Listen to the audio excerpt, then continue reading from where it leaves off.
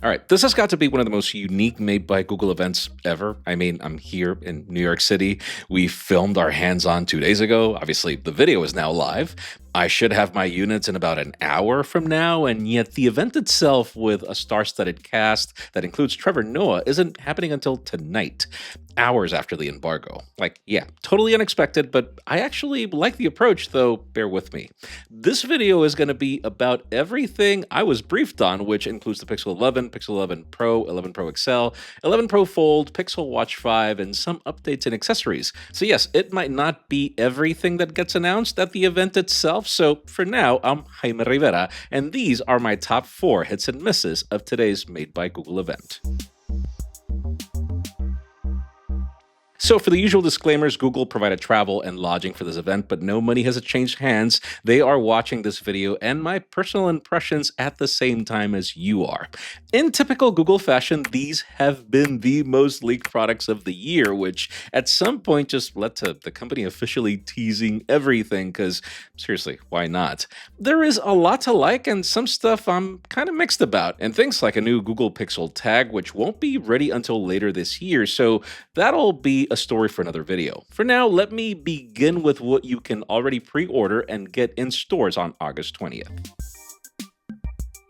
Man, this Google Pixel Watch 5 is a lot of upgrade, even if it's not easily noticeable at a glance. So for me, it is a hit. I mean, visually, it is pretty much the same watch, which comes in 2 sizes, 41 and 45 millimeters, now in 3 colors, obsidian, fog, or olive, though in the United States, there is a Stephen Curry special edition, which is the rumored satin pyrite color with a Rye performance loop. Same aluminum build in a gorgeous finish, same Actua 360 display that's protected by a custom 3D Corning Gorilla Glass 5 that can go up to 3,000 nits at peak, and same 1 nit minimum brightness on its always-on display.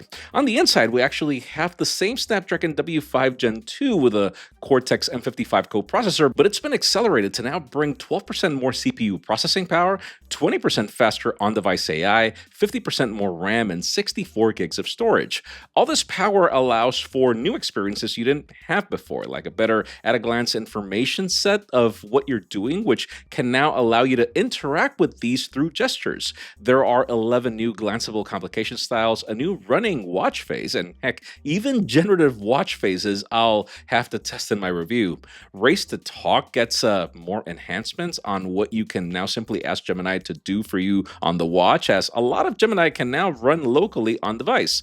In fitness, there is a lot of AI being used to improve heart rate sensing, which then enables more advanced running metrics. Heck, AI is now being used to enhance GPS accuracy as well while on the road in complex cities like New York, making it 2 times more accurate, which according to Google can beat Garmin and even the Apple Watch, and hey, you know that I'll be testing that. As for workouts, if you're a beginner or even intermediate or advanced, there is a new workout builder that helps you build something quick for your specific needs, provides audio cues, rest times, and weight and rep tracking, and I hope the latter is better than what others claim and fail at. Obviously, the Google Health Coach gets smarter now with enhanced metrics, improved sleep tracking by up to 15%, a new bedtime mode watch phase, a better sleep breathing quality metric, you name it. Actually, Google is calling this whole ensemble its Health Guardian feature for you, now tracking essentials like low pulse breathing, blood pressure trends, insulin resistant trends.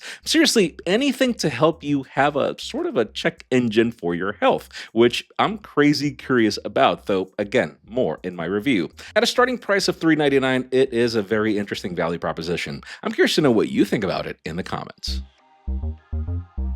Listen, I wouldn't blame you for thinking Google's Pixel 11 didn't really change much, but trust me, that's not the case, so I'm calling this a major hit. The design motif remains the same with the horizontal camera bars, or probably that's why you feel that way, but it's now all glass, and by the way, they've reduced the hump by a crazy 40%, which means if you're using a Pixel case, it pretty much becomes a flush device. It comes in 4 colors, frost, hibiscus, pistachio, and obsidian, with the more subdued frost being my favorite. Also, Also, Google somehow managed to fit a larger primary sensor, allowing 56% more light sensitivity. Now, the rest of the sensors seem unchanged though, but we know Google is more about computational photography, which we hear will now boost the telephoto up to 30x super zoom. Heck, even night photography has gotten much quicker across the board as well. Now, speaking of that, we have a new Tensor G6 chip with a new Titan M3 security chip, which, as opposed to rumors, is an updated 3nm process.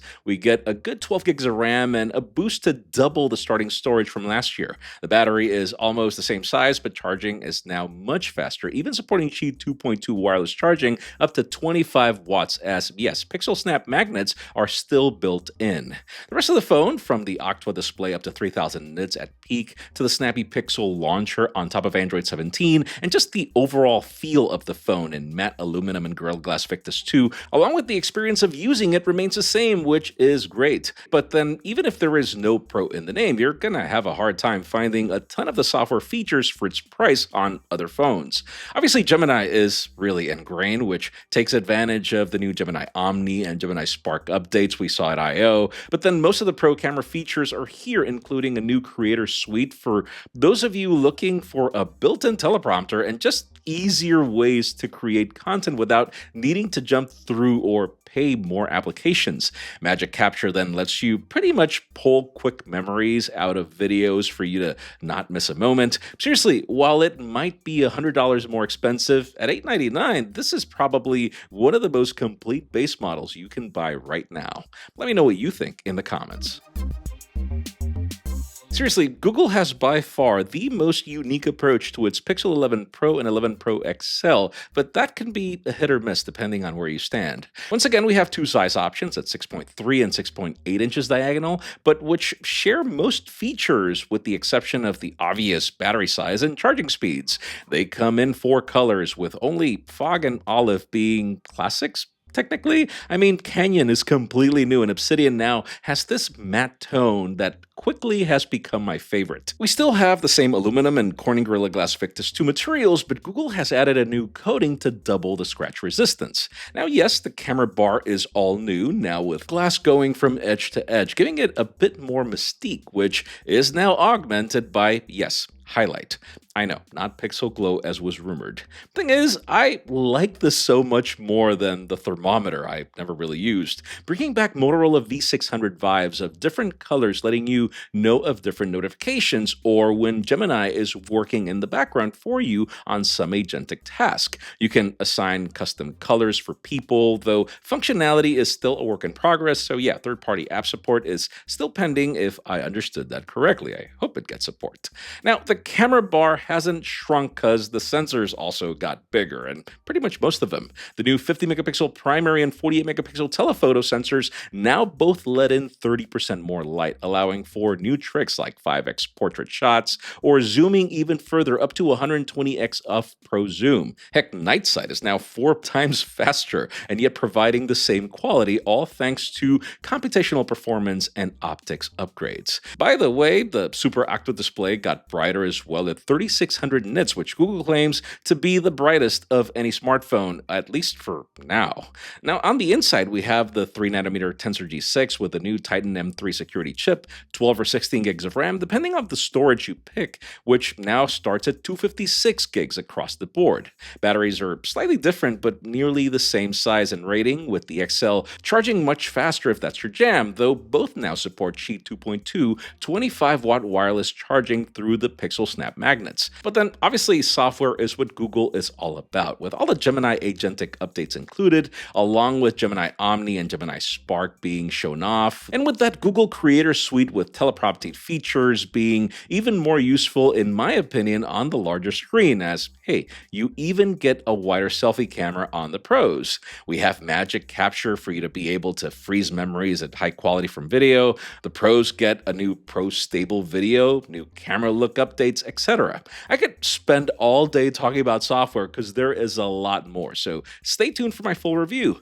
With a markup of $100 more starting at $1099 for the Pro, $1299 for the Pro XL, I think these are the best Pro Pixels Google has done, though yeah, I do wish log video was supported, at least for these price points.